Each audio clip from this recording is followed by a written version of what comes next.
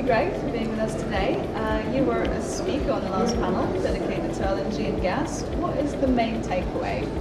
Well, the main takeaway is what I really liked about it, Alexandra, is when you talk as an industry, you get some comfort that the things you're thinking about for the future, like supply, demand, increases, decreases, you get a sense that everyone's kind of on the same page. And that's what I liked about that. I heard some really good speakers who kind of delivered the same answers to questions that I would have answered. So I get a lot of comfort in that. And it's the important thing is that they see that growth in LNG demand, even though there is a bit of a glut right now, which we all kind of predicted. You see that growth in LNG demand around the world, which is important for someone like ourselves who are developing LNG projects. Perfect.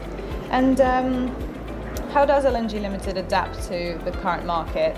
There are quite a lot of challenges going on, including trade wars, Right. climate change, environmental concerns.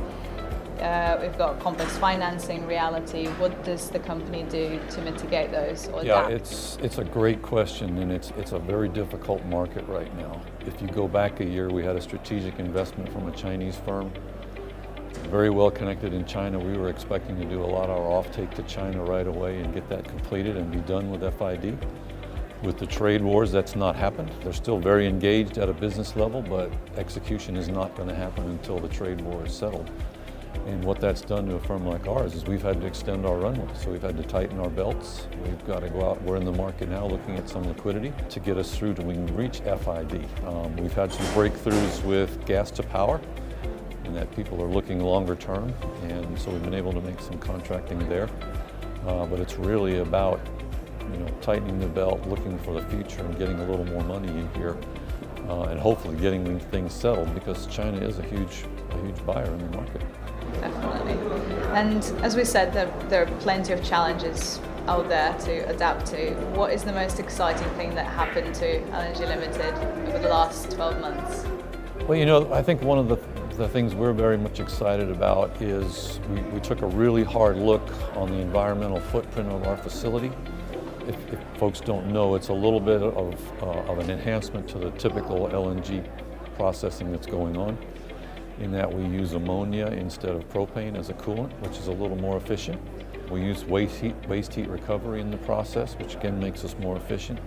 And what we've learned is the facility is typically 500,000 tons a year less emissions than a similar standard facility for liquefaction. And so that's gotten a lot of traction with investors. It's got a lot of traction with buyers, because even though, yes, it is a hydrocarbon process, showing that technological improvements can continue to reduce that footprint. So you've got natural gas, which is hopefully replacing coal around the world and reducing that emissions footprint, coupled with our facility being more efficient. It was a very exciting environmental message that we jumped on as a firm. It's amazing. Yeah. Congratulations. Thanks. Yeah. And then looking into the future, what is one thing you look forward to in 2020?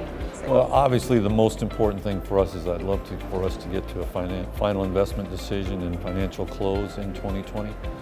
We are not one of the bigger facilities at 8 million tons. We've got 2 that we think will lock up into Vietnam. We probably need 6 to reach an FID, so just selling 4 more. And I think if we get to 6, then the last 2 will be easy, because there's a lot of folks who kind of said to us, when we know you're close to FID, we'll be happy to look harder. And I think that's really the focus for us now. We've tweaked our business model as much as we can. If you look at the life cycle cost for a facility, we've got a presentation, if you'd like to look at it, on our website that kind of compares the life cycle cost, so not just the capital, but operations through the full first 20 years of facility. We're right at the top, and we think that gives us a competitive advantage going forward.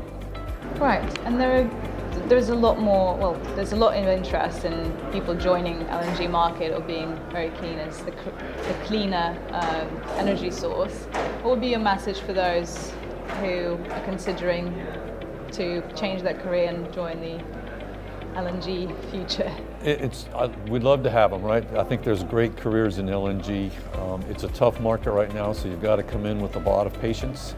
But I think when this market gets going, it'll be an exciting place to be. I think you're seeing the birth of another commodity market, right? So when you see crude traded around the world, and you can trade a crude product, a crude cargo in an hour or two, You can't really do that in the LNG space right now, but I think that's developing.